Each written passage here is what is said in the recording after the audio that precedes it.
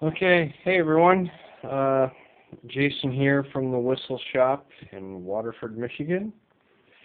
I know a few of you have been waiting to see if this whistle would actually arrive here at my shop, and it came in a little earlier this evening. The gentleman who brought this in and is currently the owner, his name is Steve.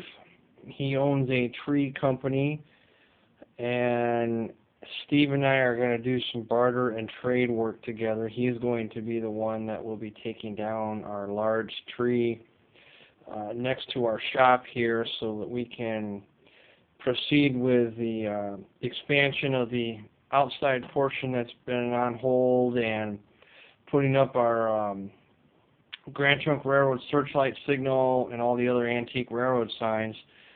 We've been on hold because of this tree. We didn't want any of this stuff to get ruined because the tree would fall on it in the next high windstorm. So Steve and I we're going to do some work together. I'm going to work on some fabrication work for him on his pontoon boat. He's going to take down our tree. In the meantime, Steve owns this whistle. This is the one that he took pictures of, and I posted them to the Facebook page, The Whistle Shop. Some of you have said that you're pretty sure that's New York Central whistle. Well, I'm going to go through it. I'm going to go through this and do some close-up shots, mainly in video, because it's getting late. I'm already at the better part of 10:15 right now, and I've been up and going since 6 o'clock this morning. And I got to do it again tomorrow.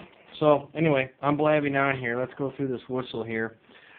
One thing I did notice, it has a little bit of a crack right here towards the opening of the mouth at the top of the cut up.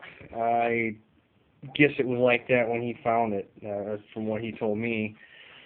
Looking at it closely here, I'm going to try to spin this a little bit, not too much, but maybe it won't do it. It's probably just real heavy and it's not going to spin. But I did notice, I think the bowl is out around a little bit because the gap between the languid plate and the bowl itself is a little bit different all the way around. It looks like in some areas, probably I'd guess 3/4 of the way around, the gap is pretty even, but then you get down to this section here, it starts to close off right through here.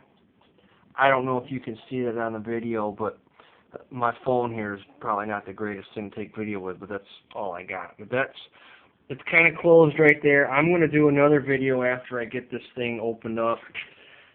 He's never had it apart. I'm going to take the nut, the washer off, separate everything. What we were able to do earlier is we were able to get we were able to take this pin out. Bear with me again. I'm doing all this single-handed, heavy whistle, and I don't want to drop this thing on the floor by any means.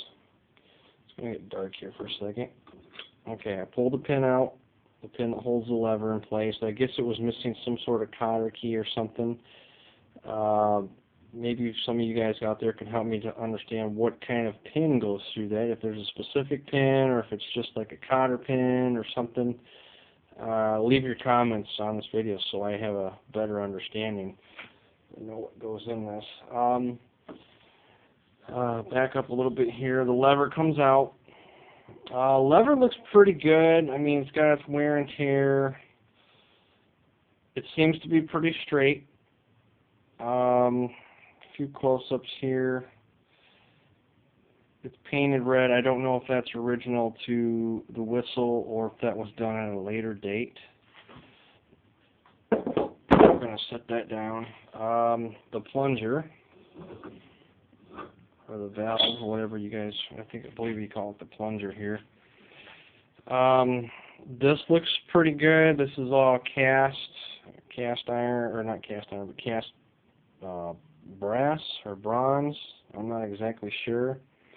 The seat looks okay. I don't see any cracks or dings or anything such like that in it.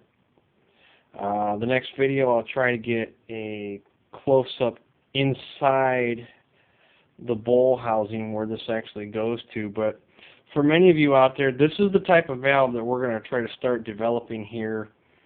It's going to be the easiest one that I can do without having to make something spring-loaded. If I get into a spring-loaded mechanism, then it's going to take me a long time to try to do something like that here. But this will be relatively easy. It just works against the steam pressure or the air pressure of whatever you're using to power your whistle. And I'm going to try to do this same design in a 2-inch, a 1-inch, maybe a 1.5 inch, but 1.5 inch isn't a common size that I use here unless it were to be possibly on a 5-inch diameter whistle.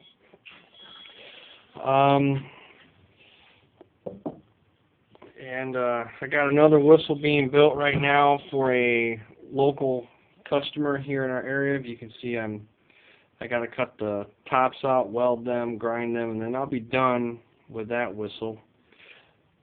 That's what we're doing in exchange for that power hacksaw. The power hacksaw was built in 1916 and it runs. It's in mint condition.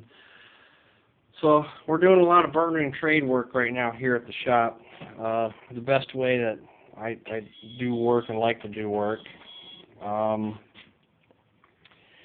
Anyway, give me a couple minutes here. I'm going to take this whistle apart and I'll upload another video for you guys to see this whistle actually disassembled. Okay? Thanks for watching.